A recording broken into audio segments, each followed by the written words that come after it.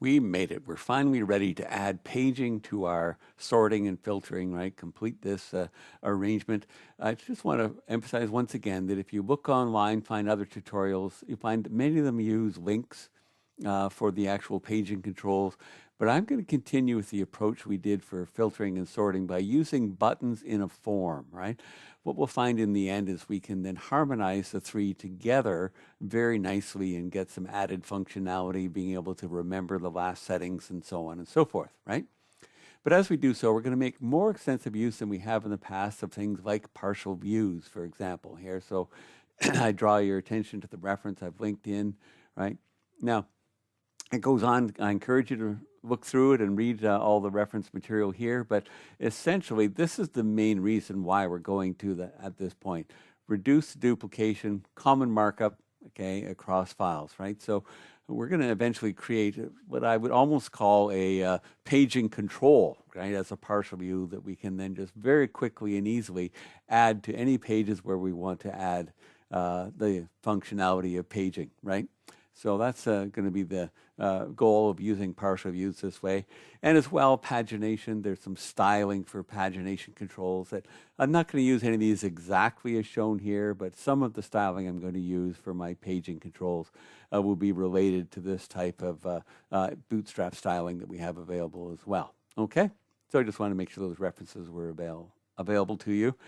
As I say here, partial view is a special view, renders a portion of view content, right? One of the key things about it is that it's not just a snippet of HTML. It has access to the data of the parent view, right? So if there's a strongly typed view with a model, okay, any view data you've added and so on, you have access to all that. So that's going to prove very useful. So anyway, as we go forward now, okay, I have the copy of Visual Studio we were just using. So we're now going to add in 8A here, we're just getting basic paging in place, right? Okay, then we're going to improve upon it a little bit more as time goes on. So I've reverted back to the original Bootstrap CSS styling just so that it looks more like what people are probably using as they go along. Okay, all right, now one of the things we're going to add very first of all, okay, is a class file that's available on all the Microsoft tutorials, okay? I cannot say that I wrote it, okay? I didn't, okay? This is strictly from Microsoft themselves. So I right-clicked utilities. I guess I already added it here. I added a new item. So it's this one here, paginated list, okay? It's written with generics, so any list of type T, right, it will work with it and give us one page of data at a time, basically. But it has some useful Booleans here as well, has previous page, next page. We'll see if we can use those to do things like, you know, disable like a button for going on to the next page. If there is no next page, then we can disable that and things like that, right? The main functionality here comes from this asynchronous method. We basically give it our collection, okay? We tell what page index we want and how many are on each page, the size of each page, and it just slices and dices it up and returns it for us. So there we go. We're just going to make good use of this standard Microsoft code as we go forward, right? So we added that into utilities, right, along beside of our SQLite utility we added earlier on. Okay, now let's get back to the controller for patient. That's our patient index page. That's where we're going to first focus on adding our paging ability. I'm just going to push enter here so that we get everything down so we can see it on the screen together, right? Actually, I probably should have done it here instead. Okay, sorry, let me go back. One of the things I should maybe just talk about quickly, when we give a default value to a parameter here, it essentially makes it what is often called a optional parameter, right? Because we have a default value, it's optional. We don't have to provide anything for that. Well, it'll make your life easier. It's not a hard and fast rule, but it's a rule of thumb to follow. Leave optional parameters to the end of the parameter list. That avoids the whole issue, okay, of, you know, how do you provide values if you're doing it instead of by name, by position, right, if they're in the middle there, right? So optional ones should always go at the end. The new parameter I'm going to add then is not an optional one, okay, although it takes a null value, right? But we don't have a default for it. So I'm going to just stick it right here, okay? A nullable int simply called page. So then as we call the index, we can provide a page number that we want, right, for the actual data that we're going to give. So that's good, right? Gives us the parameter that we're going to need.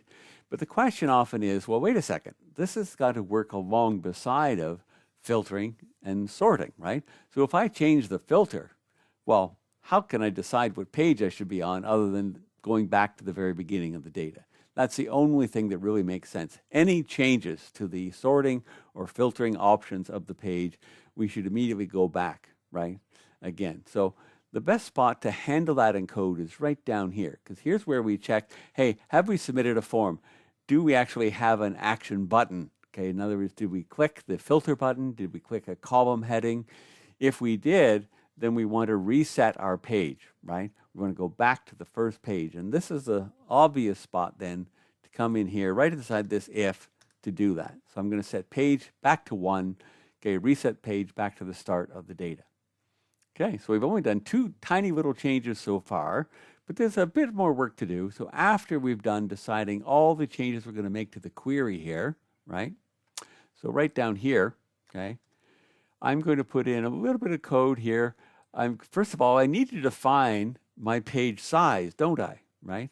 How many records on a page. So I'm going to start off, don't worry. Very soon, we'll change things so the user, okay, has the option to change and define what page size they want. Eventually, we'll have the system even remember their preferred page size on each page where we're using paging, right? Okay, so I'm going to start off with a simple assumption here of 5 records per page, right? And then you can change that in code here if you wanted 10 or whatever, right? That's fine. You could do that. Eventually, we'll give the user control of that piece of information, right? Then we make use of that paginated list, okay? The type is our patient model, okay?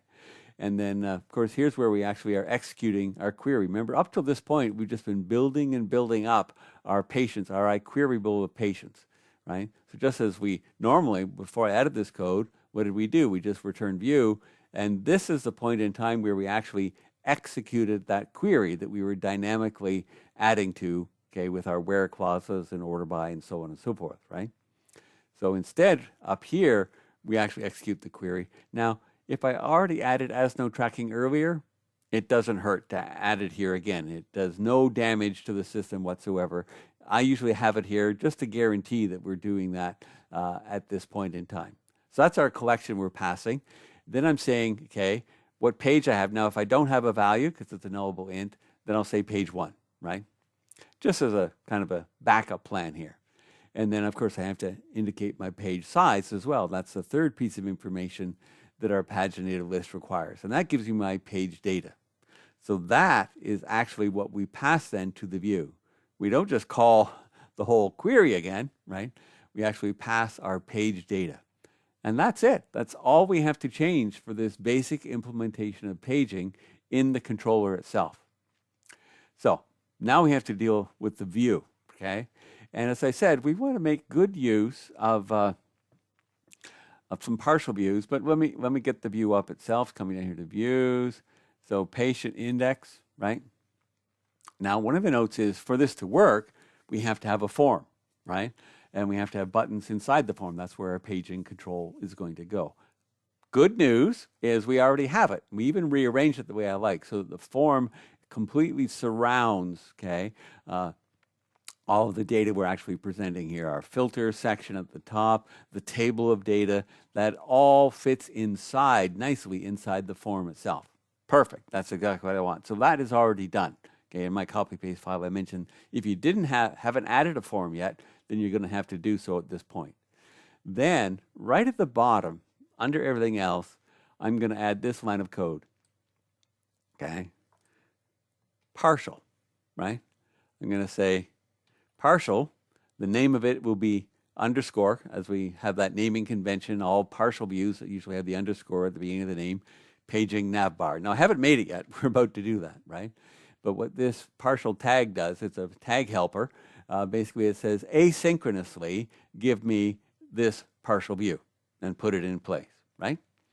Beautiful. We just have to define this paging navbar now. So where does that go?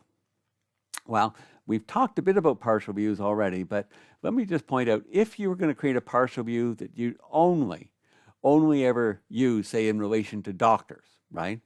Then you would probably create it right here inside views doctor, okay? Because it's only going to be used here. How the system works is you ask for a partial view, okay? And if it's sitting here, this is the patient index. Well, what it would do is it would first come to the patient views folder and look for it in here. If it doesn't find it here, then it will come down to shared, right? So point I'm getting to is that the best place to put this paging navbar partial view, because I eventually plan on using it on multiple, okay, with doctors, patients, who knows what else I'll add to the system later on, it should definitely be in my shared folder, right? So I'm going to add it in here. And of course, we see we have other partial views here, our login partial, even our layout is technically a partial view, right? Okay, so I'm going to right-click shared, going to add. Now I could go through new item, but you look at right at the top. Because of the context of where I'm working, it offers a view as one of the obvious things I might want to add.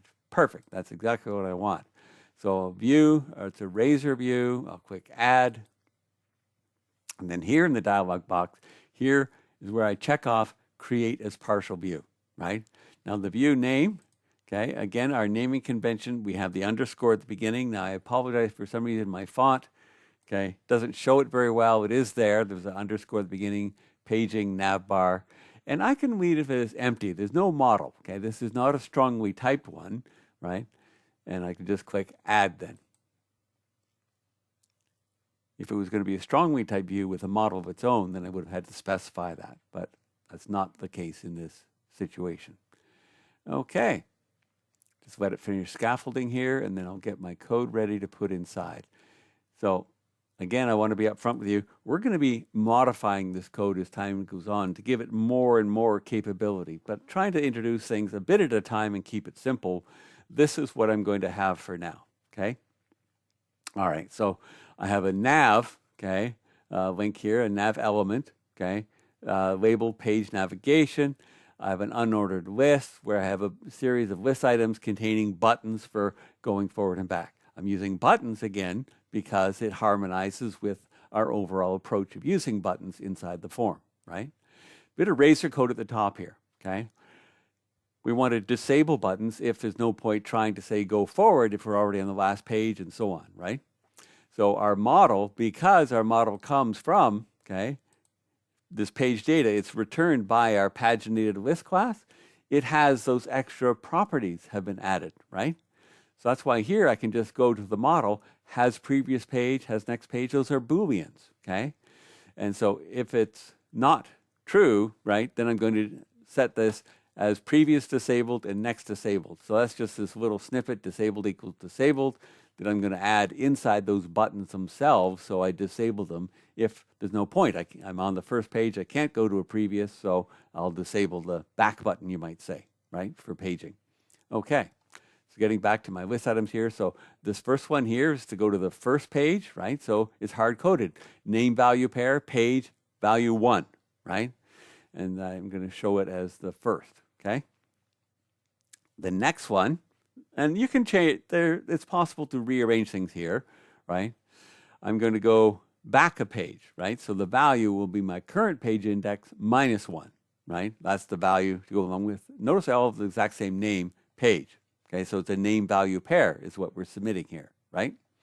Okay, this is our middle one. So here I'm going to show we're on page, what index of the total number of pages, right? Again, taking advantage of these extra properties that were added as we used our paginated list, okay? Then our go forward one page, and finally go to the last page. The value would be the total pages property, and that's basically the index number of our last page. All right, so that gives me my basic control, and that's it, okay? Okay, so let me just try running it.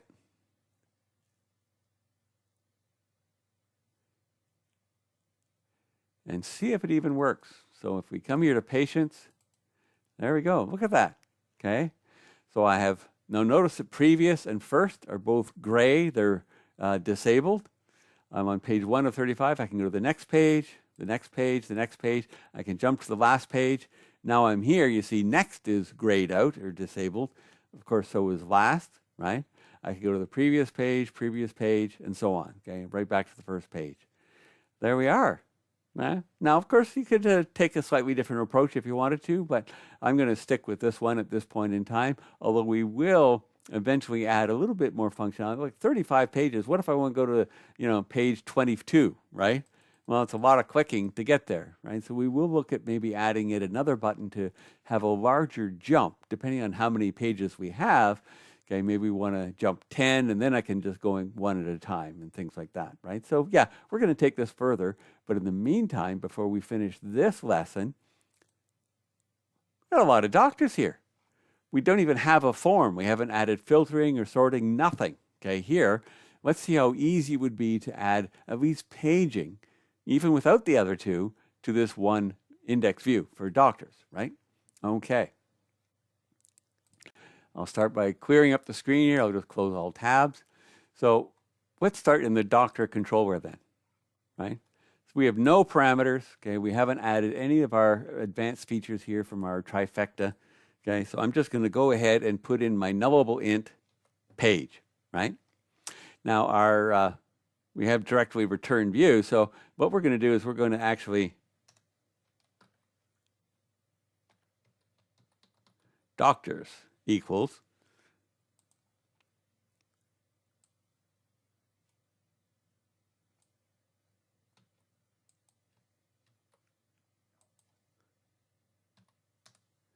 and there is my link query.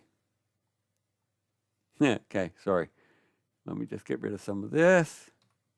And of course, the await operator isn't applicable here because we aren't actually executing the query yet, right? What we have, we've successfully prepared an iQueryable of doctor objects called doctors, right? It's only when we execute the query that we'll use the await operator. So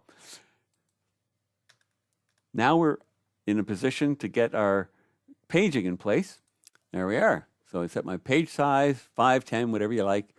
Page data, again, using our paginated list, right? So we pass in our query, our iQueryable of doctors, page defaults to 1, page size, whatever we've set here. And then, of course, when we return the view, we're going to provide the page data as the actual model for the view, right? So let's now come to the view itself. Doctor index. Okay. Remember, of course, the model is an IEnumerable of doctors. That's still true. We've just passed our page data, okay? And it works perfectly fine. We don't have to change the model directive at all.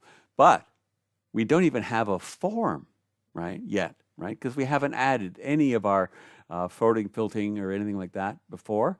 We don't even need them. I can just go ahead and add a form. Now I'm going to do that under the create new link, okay?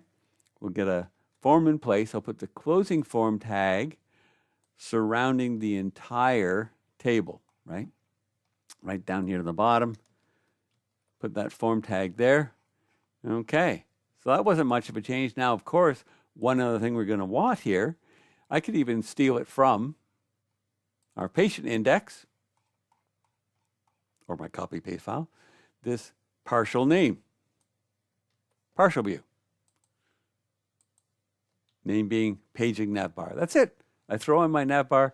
By the way, Control KD, craft inner, fix my indentation, and away we go. And that's it. That's all we have to do. Let's see if it actually works. Let's come up here. Come to doctors, and there we are. 6 pages with 5 per page. I can step through, go to the last, go to the first, right? And away we go.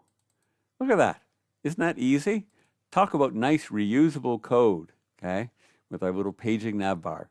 All right, now this is basic. We're going to take it even further, but that's pretty good for a start.